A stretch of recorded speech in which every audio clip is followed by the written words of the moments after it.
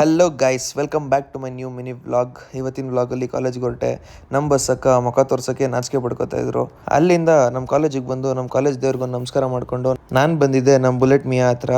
ಹಾಗೆ ಮಧ್ಯಾಹ್ನ ಊಟ ಮಾಡಿಕೊಂಡು ನಮ್ಮ ಕಾಲೇಜ್ ಪ್ರತಿಭೆಗಳು ನೋಡಿ ಗೈಸ್, ಒಬ್ಬೊಬ್ಬರು ಒಂದೊಂದು ಆ್ಯಂಗಲಲ್ಲಿ ಫೋನ್ ನೋಡ್ತಾರೆ. ಬಸ್ಸಕ್ಕ ಪ್ರಮೋಗ್ರೆನೇಟ್ ಕೊಟ್ಟರು ಅಂತ ತಿನ್ಕೊಂಡು ಮನೆ ಕಡೆಗೆ ಹೊರಟೆ.